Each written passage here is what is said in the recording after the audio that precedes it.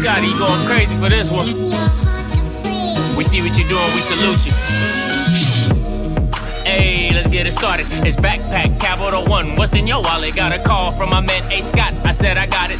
Love that you highlighting all of these black colleges. Try to pay me for doing this. Look, bruh, if you don't get off my line with that foolishness, voice of the swag, pull up where you at, no cap. If the Brody is speaking the soft facts, my advice, tune in to every show. Captain Petty, but we know that the sergeants are with the smoke. Speculate, just tell me what is we doing. Get into it, okay, look, I'ma say this and keep it moving. My boy Scotty, man, he offered the least. Black grad, paying college, I'm glad that he called me. Walking, cause we all been taught that talk is cheap. Even primetime knows Scott for the HBCU streets. What is going on, everybody? It's your boy Scotty. Listen, we back with another one. All right, we got a crazy interview today. All right, crazy interview. Listen, the song, if you know anything about this coach, the song said it all. Probably one of the best dressed coaches in all of college football. Listen, the Dapper Dan, okay? Listen, please give it up for today's special guest, Coach Eric Dooley. What's going on, Coach? I'm going well, man. How you doing? I'm doing fine. How about yourself? It's still looking dapper as ever. I'm trying. That's what's up. Listen, I appreciate your time for today, Coach. But listen, we're going to get right into it. I know you're a busy man. You know, I got a scenario for you. Okay? Boy, check him out. Check him out. They got the blazer. Check him out. I got a scenario for you, Coach. All right? Talk to me. Game on the line. You need a touchdown for the win. Who is your quarterback? Now, these are quarterbacks that you have coached. Yeah. Game on the line. You need a touchdown for the win. Who is your QB? Man, that's a spot question right there. That's a question that I was never thought of. Give me a couple. Give me a couple of them. But I'm gonna salute it because of he's no longer here. Ben Anderson. The game was on the line. We were on the 5-yard line. We were down. He threw a 95-yard touchdown to Willie Young that tied the ball game, that gave us an opportunity. So I got to say that he had ice water in his veins. Woo! That was the one against Jackson State. That was crazy. I've seen that highlight too many times. Shout out to him. Rest in peace to him as well. I mean, you've coached so many. I didn't know who you was gonna go with on that one, but I thought I'd throw that in on you. All right. I couldn't go wrong. I could have just picked one. I'll tell you. I'll be honest with you. Listen, the way you be popping them out, you was like, hey, who you want? I got them all. All right. Your favorite sports movie? Garrett Sayers. I like that with him and the name slipped me, but we know Garrett Sayers with Brian Piccolo. Probably before I was born. I didn't even go. I ain't even gonna lie to you, Coach. That was right before I was born. Don't get me on here lying. All right, the comments are probably gonna fill it in for you. They gonna probably tell you the name of it. Your last vacation. Wow, my last vacation was maybe 3 or 4 years ago in Miami. Took my family to Miami. We just went out just to have a family time. So it was Miami. Okay, Miami. Is it Brian's song? Brian's song. That's it. I told you the comments always come through for me. They always come through. I don't know nothing about that one. The last TV show you've binged. So, it could be Scandal, any TV show or a Netflix series. The last TV show that I what now? Like binge. So like you just watch consistently. You couldn't turn it off. You're like, oh, this is so good. I can't turn it off. Man, my wife had me in there watching all kind of things, so it kind of get me caught up watching different television. But I will say, you know what? I used to watch Martin a lot. Okay. I always get you, give you a laugh. Yeah. Oh, yeah. That's a classic right there. You can never go wrong with a good little Martin. Now, what is something that people would never guess about you? I'm quiet. I'm very, very quiet. I'm very private. Okay. I'm very, very private. Until I get on the field, I'll say that. Yeah, I saw a clip of you. I saw a clip of you coaching at Southern, and I think you screamed something into the camera like, "I do this," or I something crazy. I was like, "Oh snap!" I was like, "I didn't know Coach Dooley got down like that." All right. Any pregame routines or rituals you have to do before you coach a game? Yes, you know, my youngest daughter, she always write me something that's very, very encouraging. Oh, And that's good. until I get that and read that, when I get that, I should say, and read that, it's time to go.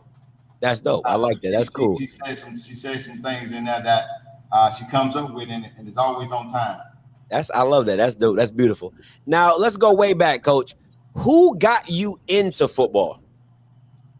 Well, you know, I actually grew up in New Orleans, and I was just, you know, always around a lot of guys and just playing at the youngest of my family.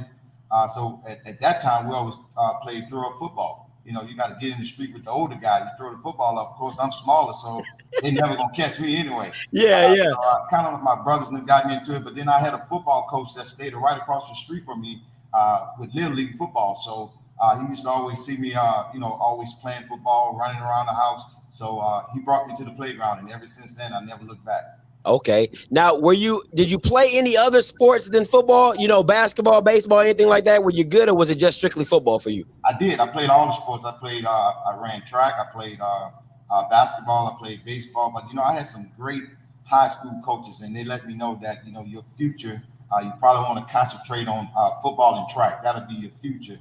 Not saying that that you're not good enough, but if you're trying to go somewhere, concentrate on that. And I thought it was a good idea because I come from a baseball family. So what? All your brothers they play baseball as well? Your dad? Yeah, my brother, my dad, all in was baseball. So I don't know where to love football because I guess I love the physical contact of it. That's crazy. That's dope. And last for this section, what life lessons has football taught you? You know, it taught you. It teaches you how to lead, how to put together individuals and how to treat individuals, because you know you got so many parents entrusting their sons with me, and that's huge right there. Because I always think of my daughters. I'm just not gonna let my daughters go anywhere without me doing everything. So I think, you know, just how to be respectful and accountable for the actions that you put student athletes through. Oh, I like that. I like that, Coach. Now, this next question, Coach, is called Who Is? It could be players that you've coached. It could be yourself. It could be anything in regards to the question, all right? Now, what player have you coached that you would think would be a celebrity? It could be recently, you know, former player that you thought was going to be a celebrity, but a player that you coached that you like, oh, he just got it. I would have to say Corey Allen. That young man had so much talent, and not just football talent, but every time we went to a hotel, if they had a piano, he'd get on the piano, start playing and start singing. And till this day right here, we still keep in contact. So I thought he would probably go on to probably play in a lot of different movies. That's dope. That's cool. Shout out to Allen. Now, you've been in this game a long time. Who is the most competitive player you have coached? You had to tell him to tone it down because he just goes so hard all the time. Wow, Chad Williams. And I can name a few, but Chad Williams, that young man that just would never stop. You know, even in reporting to camp, he wants to go do drills. You got to be ready 24/7 to coach a Chad Williams. That's good. But I had a few of them that was like that, but he comes right away because it haven't been that long since I coached him. Okay, I like that. Now, what 3 people, dead or alive, would you like to have dinner with? Wow. It's 3 people that comes to me that probably would bring tears to my eye, because my dad and my mom meant so much to me. They followed my career. They put up with the foolish things that I did, but they made sure that I stayed on the right track. And I'll have to say my mother-in-law. I love those individuals to death because of the support, regardless of what. It was never a no. It was never a no, regardless of where I thought I wanted to do or where I was headed at. It was always the support, and you know, just knowing that, I would love to have dinner with them. No, that's what's up. Shout out to that. That's love. That's love.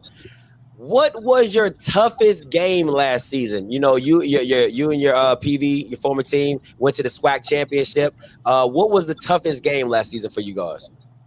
Well, I thought the toughest game for us we played Texas Southern. The reason why I say it was tough because we wound up coming out on the good end of it, but you know, to play that the first game of the season, and it was a very, very close one in the spring.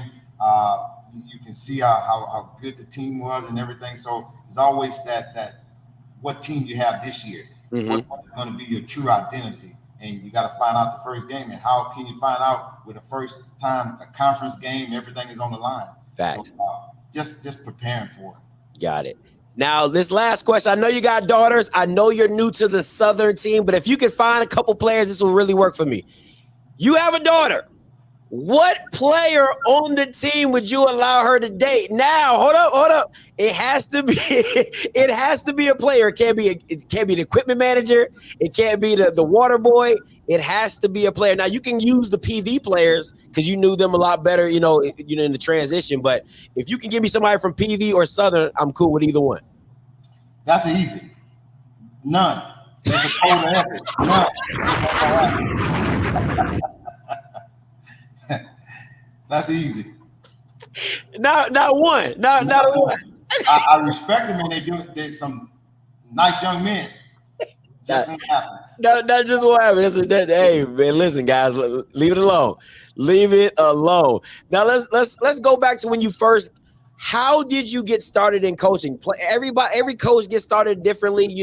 Maybe an injury happens and the coach says, "Hey, I think you're, the way you study the game, you could be a coach." Or maybe it's always been a love of some people's. So how did you get started into coaching? Actually, that's a good question because I never wanted to coach. Only thing I just started myself just playing football. That's all I wanted to do was play football. And I had some good days and some good times playing football, and I had opportunity to go over in Canada, had opportunity to play a little arena football, and just little nagging injuries just kept coming. And just one day when I came home, I just thought about it. I said, you know what? If I can't get to the NFL, let me help someone else. And that's why my passion is so deep in helping young men to try to get to the NFL, because that's my purpose, and that's what got me into coaching. And I just started coaching at a high school in New Orleans. That's what's up.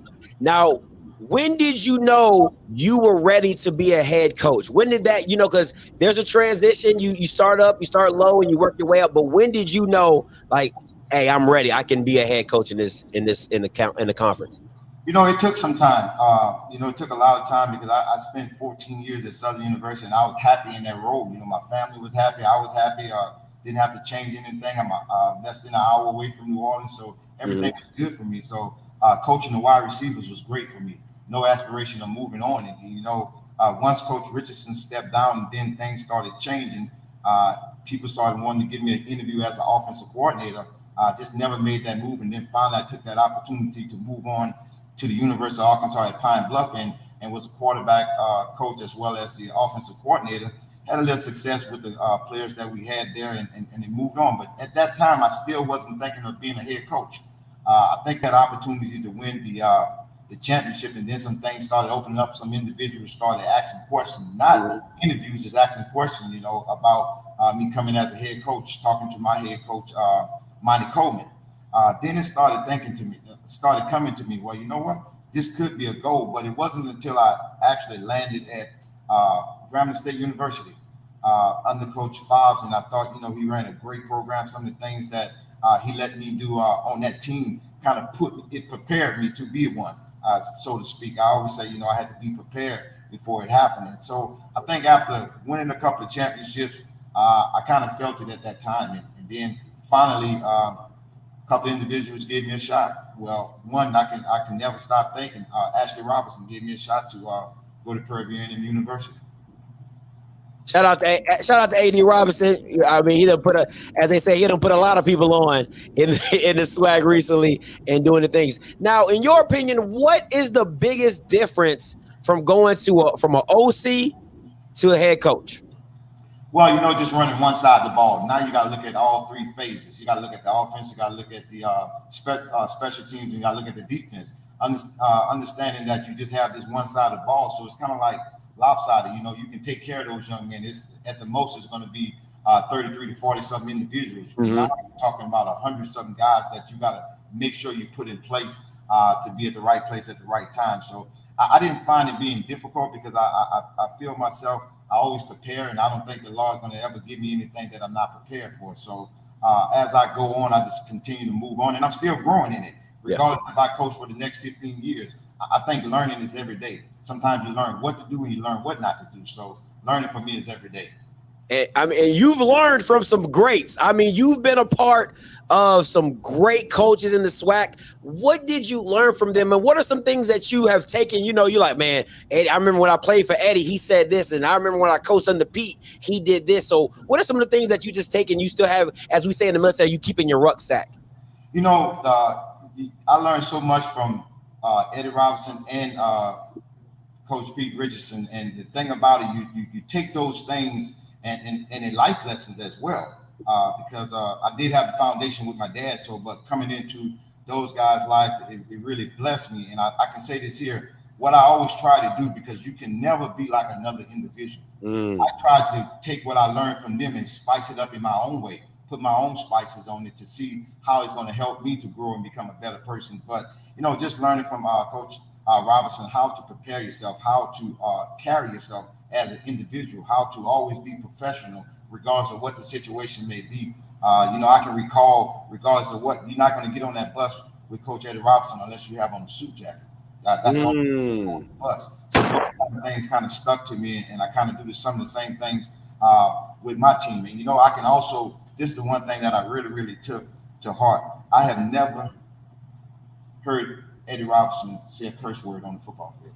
I've never heard him curse. And I pride myself on that. That doesn't make me any better than anyone else, but I pride myself on being able to teach and talk and educate, opposed to, you know, calling it different names or whatever. I know it's all in college football, all in football, period, but I found a way of teaching. And Coach Pete Richardson, man, I just try to do everything because I won so many championships with him. I still learn from him today. You know, we still go out to lunch and dinner sometimes. I just like to pick his brain. You know, I don't think you can ever stop learning. So some of the things that he did, the way he carried his football team, how stern he was, you know, he always chose discipline over talent. And that's you always got to have discipline over talent. So those things is life learned lessons that I continue to go. And, you know, I kind of keep them in my back pocket and make sure that I remember those things. That's dope. I love it, Coach. Appreciate that. That's some good insight right there. Now, we know you're the former coach of PV.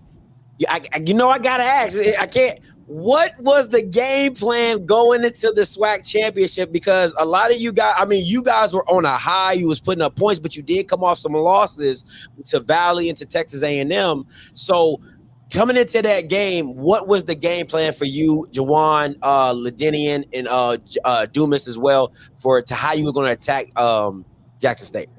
You know, I'm an attacking style offense. You know, I'm going to go after it regardless of what. I believe in making you line up and play what I need you to play, because I'm going to attack it regardless of what you are going to put out there. So we was going to go after them. We knew we were facing a good football team, but the mindset was I'm not going to change what got me there. What got me there was attacking deep, attacking in the air and opening up the running game by attacking in the air. But, you know, some things didn't go our way. I thought they played a good game.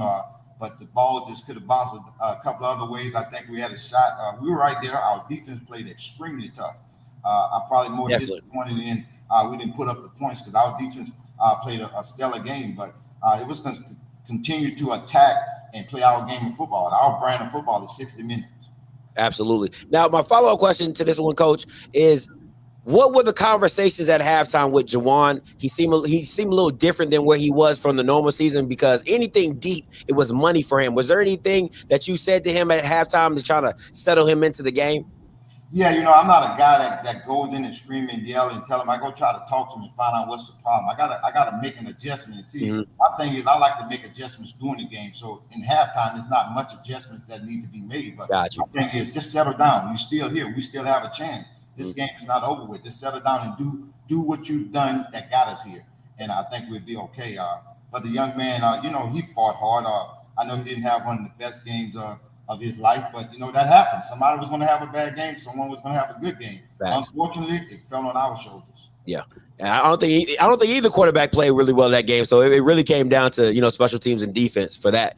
But it was a great game to watch. Now, you left PV, but was there anything PV could have done to keep you? Is there something that you were looking from PV to show interest or to come harder for what you had done for that program? Or was there anything, or you were just like, you know what, I want to see my next adventure. I want to go somewhere different?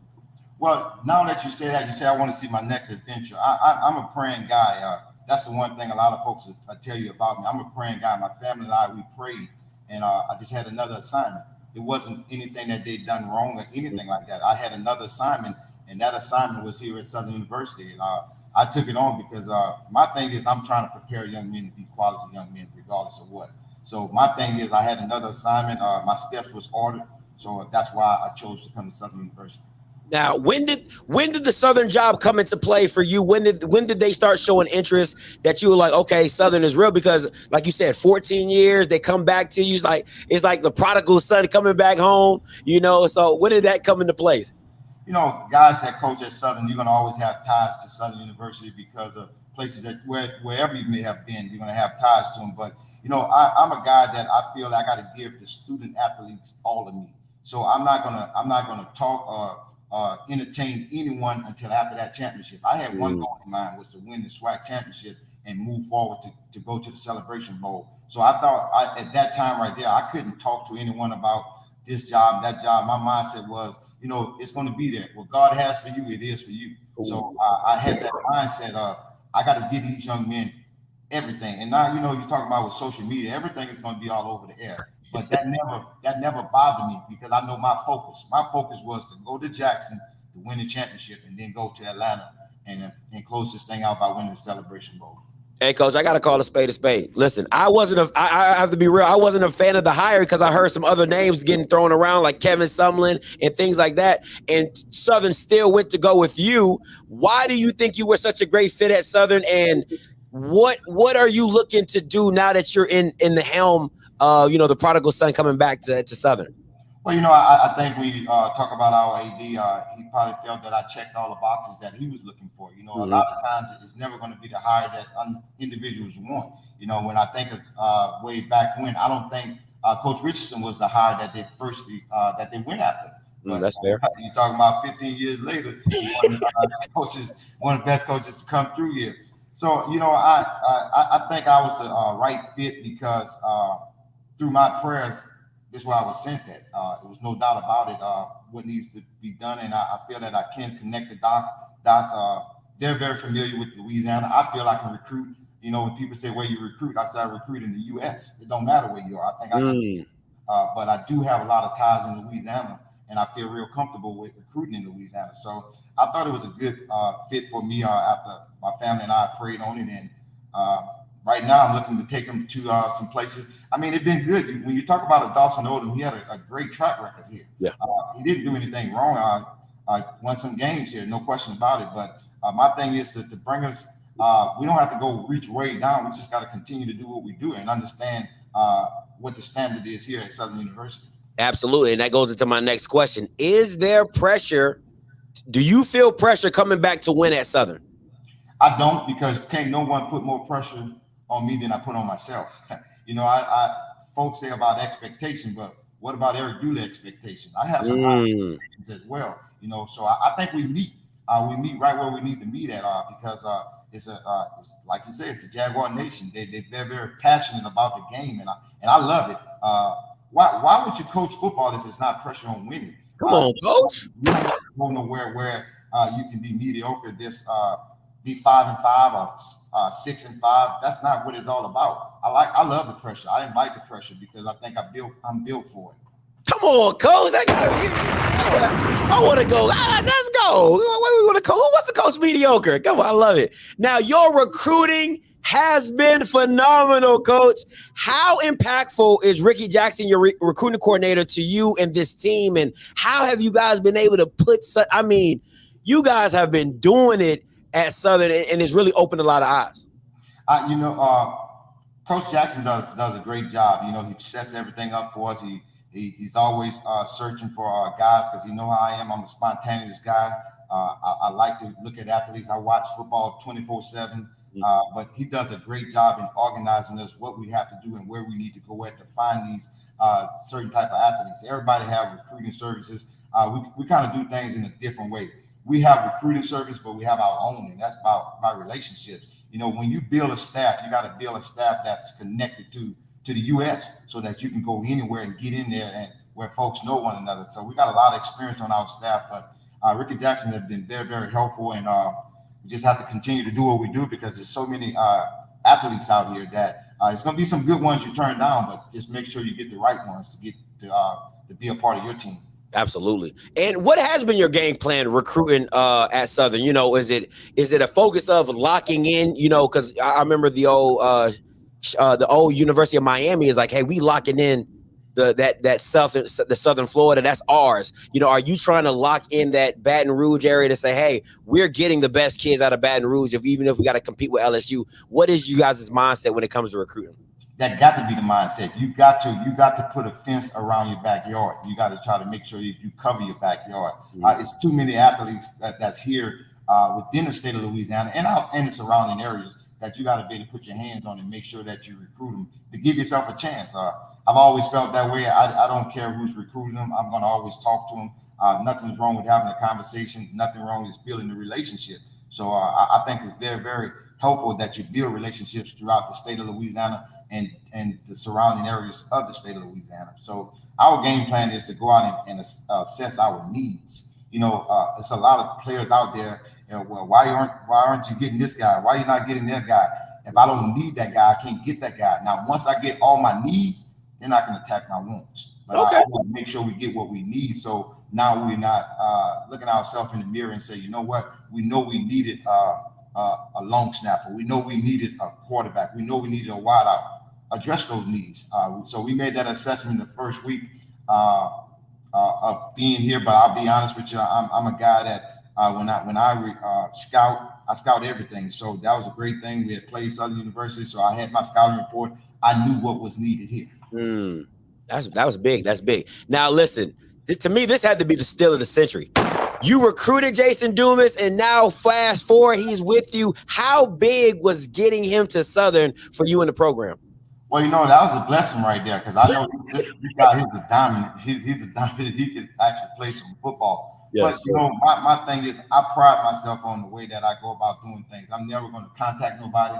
I'm never going to do anything unless a guy does things the right way. Coach Richardson used to always say decent and in order. So if it's decent and in order and everything checked the boxes as far as you in the transfer portal, then I'll start communicating with you.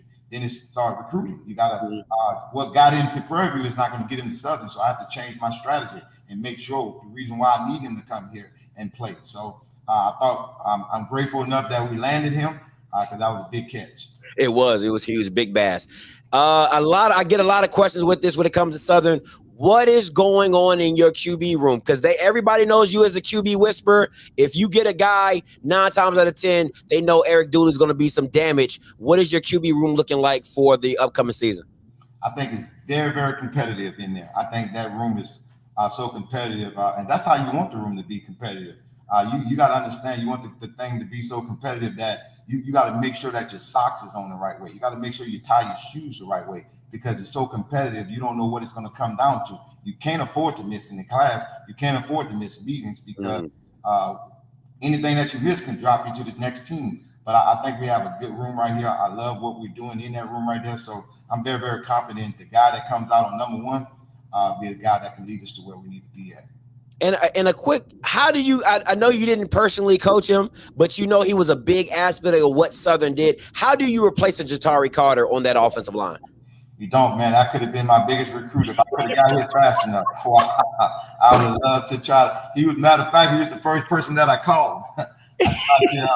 Keep him here, but by that time he had already signed. Yeah.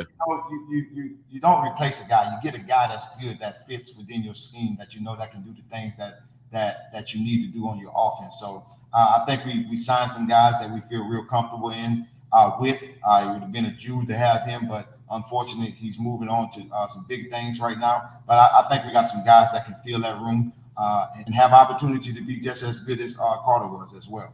Absolutely. Now, you know, they say a man is as good as his team. Your staff, I mean, Jesus, is full of experience and experts. What pride do you take in building, you know, your staff and having the right guys around you to lead this team as well? You know, I was told a long time ago, you can't do this all by yourself. You know, I know the head coach gets a lot of credit. You know, they say, well, he won this, he won that, but you're only as good as your staff. You got to build yourself. You got to build around you some good coaches that can help you be successful. And that's what I thought I did. I got a lot of guys that I coach. I got a lot of guys that I coach with, and it's a trust factor, and we understand one another. We all know what we're looking for, so that helps it. You know, like you're trying to build a team, you got to build a staff to build a team first. So I think with us being very, very familiar with one another, I think it helps us out a great deal. That's what's up. Now, listen, it's been a lot of talk about the Boombox Classic. It has been thrown around to be playing at different locations. Where would you like to see it play? You know, even though it's falling off the schedule, you know, and it's an out of conference game. You know me. Listen, Coach. I'm for Jerry World. Okay, listen, I'm a Cowboys fan. I think you, Coach Prime, in the Jerry World in the Dome will be an amazing event. But you know, you've been around this thing for a long time. Where do you see the Boombox Classic being played coming up in the future? Now, I will tell you this here, Scotty. My motto have always been, if you look at a lot of things that we do, we just say spot the ball. You spot the ball, we're going to play wherever we go at. But, you know, when you talk about playing in Dallas, playing in Jerry's venue, that's top of the line right there. That can be very, very exciting. Then you also talk about I have to say, you know, the Jaguar Nation gonna come to fill it up. There's no question. You know it. They're gonna come to fill it up. They strive on going to places like that. But you name it, I'll be honest with you. If you put that game in Las Vegas, Jaguar Nation will show up. Ooh, okay. All you have to do is just put the game down and schedule it. Then they'll be there.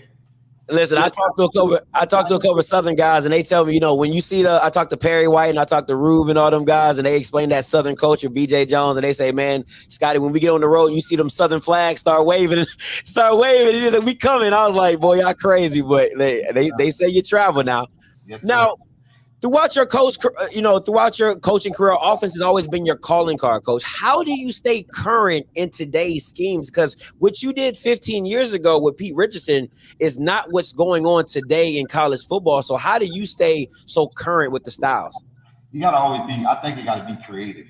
And then you got to, like I said, again, you got to always learn. You know, you don't just stop because you may have done something well. I mean, that person's going to catch up to you the next year. So you got to always try to stay, in my opinion, 2 steps ahead. So I'm going to always go out in clinic. I'm going to always go out and talk to everyone, because I need to know what I could have done that would have been better. I mean, immediately after the game that we played Jackson, I need to find out. I'm watching tape. I'm talking to folks. I'm calling my mentors and everyone like that to find out what I could have done better to make that situation a better situation. And what can I do to make this offense a better situation? What can I do to make the defense? So I'm always trying to scheme to get better. I'm never satisfied. Never satisfied. I love it. Now, you know, people talk about your time at Grambling, you and Kincaid, as well as Jonathan. You guys were a special group. How do you repeat that success at Southern?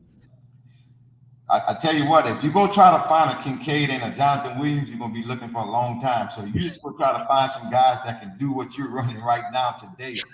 So, you know, the success is, the ingredients is in there. I think it still comes down to hard work, and then understanding what you're trying to do and how you're trying to understanding that the individuals that you're coaching nowadays. You know, things change. You know, things change from when I started coaching in the 90s up into the 2000s. Now we're talking about 2022. It's a different brand, but I feel real good because I started off being a school teacher. So you always assess learning styles, you know, before you start teaching. You just can't teach everybody the same way. So you got to understand their learning style, understand who they are, understand what they bring to the table, what they do good, what they do bad. How can I enhance what they do bad? Well, how can I make sure that they continue honing their skills in the things that they do well? So you try to find guys that brings you in the mindset of them. You don't try to get them. You know, I always tell young coaches, never try to find yourself out there, because you're never going to find you. You're never going to find you. You try to make sure you go find that guy that you feel can get the job done. That's good. I like that, Coach. Now, once again, I keep trying to bring up your longevity because you've seen so much football in your time coaching. How has the transfer portal changed HBCU football, good and bad? And I'll say this, you know, I've always said on my channel, you guys you've always made a way. Before the portal came out, coaches went and found some guys that, you had to dust off and, maybe put a lot more work and effort to coach them up to get them right. Now you're able to go into a portal, kind of pick and choose what you want, and that it's just readily accessible. So how has that changed the game, good and bad? I think it changed the game tremendously, because now you can find the players that, a lot of times when players transfer, they wasn't playing, so they was transferred because they wasn't getting a lot of playing time. Now you get a chance to get a transfer that has been playing. Just other things may have taken place, or want to come and have a different experience. Mm-hmm. So I think that have helped right there. But the transfer portal have changed the game. There's no question about it. What I don't like about the transfer portal, it has affected high schools. I like to develop players. And now you're put in a situation where it's going to be tough to develop players, because everybody's playing with men. So you got to go get grown men on your team if you want to compete. But we still going to look at it the same way. We're going to get those high schoolers, because I think you have to develop those guys to become great football players. But then you got to pick and choose who you want out of that transfer portal, because I still think it's about relationships. Every puzzle don't fit. You got to make sure that's the right puzzle that fit through your relationship and what you're trying to do. And then I think it's worked wonders for you. But I tell you what, the bad part about it, you don't have 3 and 4 years to get a team ready. You got to get a team ready right now. Absolutely. Guys that can compete right now. Absolutely. Now, how does, adding you have the transfer portal, now adding the whole new aspect of college football with NIL deals, how does Southern balance that as well? Because, now kids are, hey, can you give me an NIL deal? Hey, when I get there, how does Southern, deal with those type of requisitions and, players looking for those NIL deals? And that's going to always be a big thing right there. The coaches, I'm not saying that I don't know. You really shouldn't get involved in NILs. You know what I'm saying? Yes, sir. My thing is what I can give to you, but I think you're at a place like Southern University where that can't happen, because the notoriety that you get here, the publicity that you get here, the places, the fanfare that you have here, the people that are the local businesses. There's so many different opportunities here that it come about. I try to stay away from it, because it can open up another can of worms. And I do know that. I just try to remain professional and just tell them what I can offer him. What I can offer you is a full scholarship. You have your pocket to get in and come play some exciting football. I like it. Now, Coach, you've been in this, once again, you've been in this game a long time. What advice would you give up and coming coaches looking to get into D1 football? That word is used so much, D1 football. My thing is, if you have a love for the game, you just want to coach football. Now, if it's in God's eyes to carry you up there, then it's going to happen regardless of what. What is, like I said again, what is for you, it is for you. It can't be taken away from you. I think you just got to understand the time that you got to put in it. It's a commitment. It's a commitment, but it's not a commitment to just coaching football. It's a commitment to a lot of individuals, kids that you're coaching, the student athletes that you're coaching. So my thing is, I like to tell them I'm an extension. I'm an extension of your parents. That's what I'm going to be. I'm going to check your classes. I'm going to check to make sure you got up. I'm going to check to make sure you're doing this here, that you're doing that. So it may be petty to some folks, but I think if their parents going to trust them with me, then I got to make sure I take care of them. But I think just keep your grind on. Just keep doing what you're doing and always bettering yourself every year. Don't become complacent. Understand that there's learning every day. And whatever you can go and do and learn, make sure you get in front of some folks. And don't be afraid, but you got to always be presentable. I like that. When it's all said and done, what will people say about you, Coach Dooley? Because when I had Brian Lee on here, B. Lee said, that's somebody I would run through a wall for. He had nothing but glowing words for you. And he said that, he was hoping and praying that Southern did the right thing by bringing you back. So I know how some of your former players feel, but what would you say that people would say about Coach Dooley when it's all said and done? He laid it all out on the line for everyone, whether you was a superstar or just a regular person on the team. Laid out on the line. And the one thing I can tell them, and they would know, that Coach Dooley loved them. That's what's up. I love it. Now, I got some Jaguar fans in the chat. What should fans of Southern expect for the 2020-2023 season, Coach? Oh, we coming out and compete. There's not a season if you don't think that you're going to win the championship. How can you go into a season saying that oh, I'm gonna go 8-3. There's no such thing. However many games you have on the schedule, you should expect to win those games. We're gonna compete. The Jazz are gonna play some exciting football. We're gonna play for 60 minutes. We're gonna play football we're gonna play basketball on the football field. That's how we're gonna up and down. Our motto, play basketball on the football field. So, and we're gonna be fast and physical. So they can expect a lot of excitement. I can tell you that. Now, Coach, I didn't have this question down, but I wanted to ask you: was there a strategy of why you guys made the schedule the way you did? With you being a first-time coach at Southern, you guys not really having an out of conference of an FCS opponent, you know what I'm saying, like a Campbell or a Stephen F. Austin. Was that deliberate, or was that just how the schedule fell? Well, Ty, Phil, I think these schedules now are being placed. Now you're getting 5 and 10 year schedule with the way the SWAC is doing a lot of things. So unfortunately, when I came in, the schedule was already done. So whatever hand I got to play it. There's no question about it. So I feel comfortable with it. But the schedules are done, and it's so difficult to play schedules. A lot of folks think you can just go and get games, but it's not really that easy. Some folks want to play you, some folks don't want to play you. So you get into that bind. If you don't get a game, you won't have a game. And now you're not looking at the right way because you got 9 games or 10 games, and that's not good for a Division I program. Got you. All right, Coach, we in the last section. It's called This or That. I'm going to give you 2 options, and you pick your favorite, okay? All right, text or call? Call. City or country? City. All right, early bird or night owl? Early bird. All right, listen. Now, you might divide Louisiana with this one. Where's the best talent? North Louisiana or South Louisiana? I'm from the South. South, New Orleans, Louisiana. Oh, man. Zaxby's or God's Chicken? Zaxby's. All right. Would you rather average 300 passing yards a season or average 200 rushing yards for the season? 300 passing yards. I assume that. Offensive guy. I assume that. iPhone or Android, Coach? Now, my daughter done made me get an iPhone. Come on, daughters. Android. My daughter done went and got me an iPhone, so I got to go with the iPhone. Come on. Hey, listen. The kids know what's best for Pops. Now, Coach, before I let you go, your fondest memory being a coach, out of all your years, out of all your stops, what's your most fondest memory being a coach?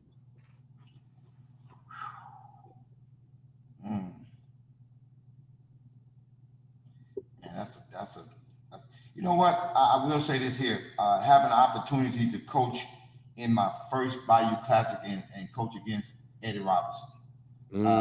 I didn't know what to expect, and it was just so strange that I saw him in the tunnel, and he stopped me, my daughter, and my wife, and took a picture. And he looked me in my eyes and said, and a lot of former players would know what he meant by that. Never let them beat you. And that just stuck with me, stay with me the whole day. Never let them beat you. And I understood what he was saying. I know you played for me, you played at Grambling, but right now you got to go out and try to win this game at Southern University. That was a different, special moment, and I actually still have that picture. Man, I ain't even gonna lie to you, Coach. I kind of got chills. I ain't even gonna fake on you. That was dope. That was dope. Listen, Coach, I appreciate you. Thank you for the interview. Any shout outs to your people, your fans, your wife, your kids, anything like that? It's on you. Yeah, I did send it out. They know I guess I'm a homer. I don't be on social media. I don't be on anything. So I kind of sent them a text and told them to that I was gonna be on offscript. So they probably tuned in to watch out. But shout out to my whole family. They know I love them to death. That's why I'm a little late at the office right now. So I had to take care of the interview. I wanted to make sure I do this here, especially, you got to be a man of your word. I said I was going to show up, so I made sure that I did that. But shout out to the Jaguar Nation. We 60 days away from the first game, 30-something days away from practice. So we're looking forward for you guys to come out there. You still got time to go get your season books. Go get your season books and tickets. All right, go get your season books and tickets. All right, listen, Coach, I appreciate your time. You keep doing what you're doing, and I'll see you soon. Sound good. Thank you. All right, Coach.